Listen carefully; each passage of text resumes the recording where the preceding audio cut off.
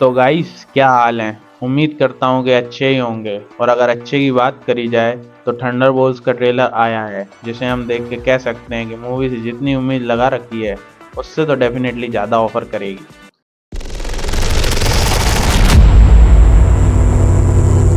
तो अगर बात करी जाए ट्रेलर की तो देखने के लिए इसमें काफ़ी कुछ है जो कि आप लोगों ने देख ही लिया होगा, बहुत हद तक समझ भी गए होंगे।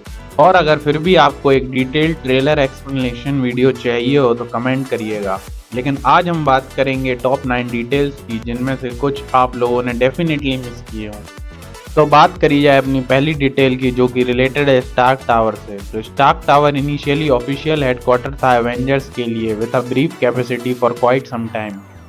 जिसके बाद फिर हमने देखा कि एवेंजर्स एज ऑफ अल्ट्रॉन के एंड में एवेंजर्स शिफ्ट हो गए एक नए हेडक्वार्टर में।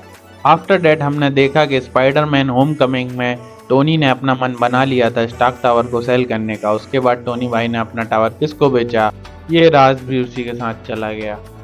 थंडरबोल्ट्स में हमें एक क्लियर पिक्चर मिलती है जहां हमें दिखाया जाता है कि वैलेंटीना ओन करती है अब स्टार्क टावर को, और वहां शायद उसने कोई शॉप या म्यूजियम टाइप कुछ खोल रखा है। खैर, इससे एक बात तो कंफर्म होती है कि स्टार्क टावर का मूवी में एक बड़ा रोल हो सकता है, क्योंकि हम देख सकते हैं कि जिन लिफ्टों में कभी एवेंजर्स ट्रेवल करा करते थे आज थंडरबोल्ट्स ट्रेवल कर रहे हैं। क्या समय आ गया है बेकारियों के साथ सोना पड़। तो बात करी जाए अगर हमारी दूसरी डिटेल की, जिसका नाम है बॉब। जी हाँ, BOB बॉब। ये आहू वाला बॉब नहीं, ये कॉमिक वाला बॉब है। हमने ट्रेलर में काफ़ी सीन देखे जिसमें थंडरबोल्ट्स की कास्ट के एक दूसरे के साथ मिलते हुए और एक दूसरों की बैंड बजाते हुए देखा। बट एक सीन में जहां हम देख सकते हैं कि येलेना, गोस्ट, टास्कमास्टर और John Walker are locked in a buzzard, उसी टाइम पे एक मेंटल हॉस्पिटल के पेशेंट जैसे कपड़े पहने एक आदमी को हम देख सकते हैं। ना ना, भाईजान नहीं, ये एक अलग कैरेक्टर होता है जो अपने आप को बॉब कह के संबोधित करता है। और जिनको ना पता हो तो कॉमिक्स में जो बॉब है वह एक सुपर हीरो का अल्टर ईगो है, जिसकी इस फिल्म में होगी धांसू एंट्री और नाम है उसका सेंट्री।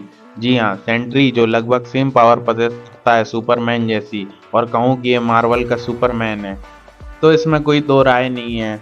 मेनली ये DC का ही कैरेक्टर है बट मार्वल के अंदर। तो इसी के साथ बढ़ते हैं हम अपनी अगली डिटेल की तरफ, जो कि है the mystery logo on the badge. ये डिटेल उनके लिए है जिनको अभी भी कंफर्म नहीं हो रहा है कि सेंट्री हमें आगे देखने को मिलेगा। तो ट्रेलर में एक बकल जैसा कोई ऑब्जेक्ट हमें दिखाया जाता है, जिसे कि हम नोटिस कर सकते हैं कि इसमें दो सेमी सर्कल जैसा एक फिगर होता है। बीच में ये दोनों कनेक्टेड होते हैं स्ट्रेट लाइन से, तो basically they are forming an S shape. जिसका मीनिंग होप नहीं होता, इसका मीनिंग वो वाला होप होता है कि हमें आगे सेंट्री देखने को मिलेगा। और अगर बात करी जाए लोगों की, तो ये काफ़ी सिमिलर है सेंट्री के कॉमिक वाले लोगों से, ऑल्दो थोड़ा छोटा है, मगर जिस चीज़ों को ये डिपिक्शन कर रहा है या हिंट कर रहा है वो काफ़ी बड़ी है। तो बात करी जाए हमारी नेक्स्ट डिटेल के बारे में, जो कि पर्सनली मेरी तो काफ़ी फेवरेट है, क्योंकि यहाँ हम देख सकते हैं हमारा पुराना बैडएस बकी जो कि लौट आया है, और उसका एक आर्म डिश वॉशर में रखा हुआ दिखाया जाता है। क्योंकि वो कहते हैं ना, एक चम्मच विम घोलो और सुकोविया, हाइड्रा, सिविल वॉर सबके कांड धो लो। क्योंकि अब बक एक्ट कर रहा है एज कांग्रेसमैन। जो नहीं जानते कांग्रेसमैन क्या होता है, तो basically it is kind of MLA there.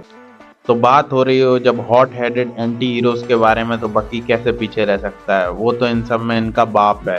Trailer में हमें दिखाया भी कुछ ऐसे ही जाता है। जब थंडरबोल्ट की टीम जा रही होती है मे बी वैलेंटीना के पास, तब हमें दिखाया जाता है कि बक इन सब को हंट करने के लिए चेस कर रहा होता है, और वो अपने सेम विंटर सोल्जर मोड में होता है, और ऑल्सो वो अपना विंटर सोल्जर वाला वेपन यूज़ करता है उनकी गाड़ी पलटाने के लिए। हमारे भाईजान और रोहित शेट्टी को इनकी जरूरत नहीं पड़ती है, उनके बाएं हाथ का खेल है। इन सब चीज़ों को देख के तो लगता है या तो बकी की पुरानी वाली प्रोग्रामिंग को रिस्टोर किया गया है, या फिर वो अपने विंटर सोल्जर वाले अवतार में वापस आ गया है। खैर, ये तो मूवी देखकर ही पता लगेगा। तब तक के लिए हम बढ़ते हैं अपनी अगली डिटेल की तरफ, John Walker as a baby. जब बात बकी के बारे में हो ही रही है, तो हम उसकी तरह ही एक और सुपर सोल्जर जिसको हमने falcon and the winter soldier में लास्ट देखा था, उसकी बात करते हैं। दैट इज जॉन वॉकर की। तो ट्रेलर में हम देख सकते हैं कि वॉकर ऑनलाइन कुछ न्यूज़ पढ़ रहा होता है, और उसके बगल में एक बेबी भी देख सकते हैं जो कि उसका होता है, और ऑब्जर्व कर सकते हैं कि वॉकर उसकी रिस्पॉन्सिबिलिटी और अपने पास्ट के तले दबा हुआ होता है कि कैसे उसने कैप की इमेज को ख़राब किया ही, और साथ ही में ज़ाया करी एक कैप्टन अमेरिका बनने की अपॉर्चुनिटी। साथ ही में अब वह एक पेरेंटिंग रोल को प्ले कर रहा है। तो देखना काफ़ी इंटरेस्टिंग होगा कि इस कैरेक्टर की स्टोरी आर्क को कैसे डिफाइन किया जाता है आगे। अगर बात करी जाए डिटेल नंबर 6 की, जो कि रिलेटेड है एवेंजर और थंडरबोल्ट के ट्रेलर से, जहां हम एक सिमिलैरिटी देख सकते हैं थंडरबोल्ट के ट्रेलर के एंड में, जहां पर लिखा हुआ होता है येलो कलर के टेक्स्ट से केयरफुल हु यू असेंबल, जिसको समझा जाए तो शायद ये मूवी की one of the most important detail भी हो सकती है, क्योंकि हम जानते हैं कि मार्वल वालों ने थंडरबोल्ट के टाइटल में फेरबदल करके एक एस्ट्रिक का एडिशन किया था, जिसको मार्वल वालों ने यूं ही नहीं जोड़ा होगा, क्योंकि एस्ट्रिक का मतलब ही होता है adding more detail in a section from a primary text. Like for Thunderbolts, this is not actually denoting Thunderbolts, बल्कि एक एंटायरली दूसरी चीज को रेफर कर रहा है, और ये किसी भी चीज का एंड हो सकता है। पॉसिबली थंडर बोल्ट्स बन सकते हैं न्यू एवेंजर्स या डार्क एवेंजर्स। जानना काफी इंटरेस्टिंग रहेगा मूवी आने पे कि इस एस्ट्रिक का क्या मतलब था रियल में। तो बात करी जाए नंबर 7 डिटेल की, जो कि रिलेटेड है न्यूयॉर्क के बैटल्स। अगर बात करी जाए सुपर हीरोज टीम अप की, थंडरबोल्ट से कई साल पहले हमने 2012 वाली एवेंजर्स में देखा था, जिसे कोई नहीं भूल सकता, एक full fledge war between super heroes and aliens. तो ट्रेलर के एक सीन में हम देख सकते हैं कि एक पार्टी चल रही होती है और जहां एक दीवार पर लिखा हुआ हम देखते हैं honouring the heroes and the battle of New York. यही हमें लोकी का सेप्टर भी दिखाया जाता है, जिसके साथ ही हम अपनी अगली डिटेल पर बात करेंगे। तो लोकी भैया तो मल्टीवर्स के धागे लेके बैठ गए, लेकिन उनके एवेंजर्स वाले कांड का क्या? आफ्टर न्यूयॉर्क बैटल, जहां एलियंस ने न्यूयॉर्क को डैमेज कर दिया था और स्पेशल टीम्स को अपॉइंट किया गया था टू रिस्टोर द सिटी, और शायद उन्हें लोकी का सेप्टर मिला होगा, जिससे कि लोकी दूसरों को ब्रेन वॉश किया करता था और अब वो प्राइवेट कलेक्शन में शामिल हो चुका है। खैर, माइंड स्टोन तो विजन ले गया, तो सेप्टर में भी अब उनके हाथ लग गया है, लेकिन वो इतना पावरफुल ना हो, केवल शो केसिंग के लिए रखा हो।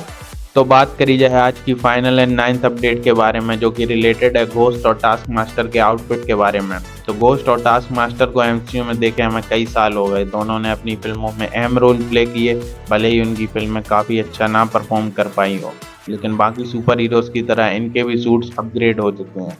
घोस्ट एक बड़ा सा व्हाइट सूट और मास्क पर रेड लाइट है उसे पहने हुए है, वहीं टास्क मास्टर ने अपने ब्लू और ऑरेंज सूट में, जिसमें वह दिखाई देता था, अब वो एक लेस ग्रेडियंट कलर सूट में दिखाई देता है। पहले से ज़्यादा कॉमिक बुक एक्यूरेट भी दिख रहा है। तो ये थी कुछ इंटरेस्टिंग और इम्पोर्टेंट डिटेल जो थंडरबोल्ट ट्रेलर में मैंने फिगर आउट करी, और अगर मुझसे कोई डिटेल मिस हो गई हो तो कमेंट में ज़रूर बताइएगा। मैं तो पर्सनली काफ़ी एक्साइटेड हूँ फिल्म के लिए। आपकी क्या राय है ये भी कमेंट में बताइएगा। तब तक के लिए वीडियो लाइक करें, चैनल को डेफिनेटली सब्सक्राइब नहीं किया होगा तो कर दो यार, 5 सब्सक्राइबर का टारगेट रखते हैं नेक्स्ट वीडियो तक। तब तक अपने आसपास सफाई रखें, खुद को और खुद की फैमिली को सेफ रखें। फिर मिलते हैं।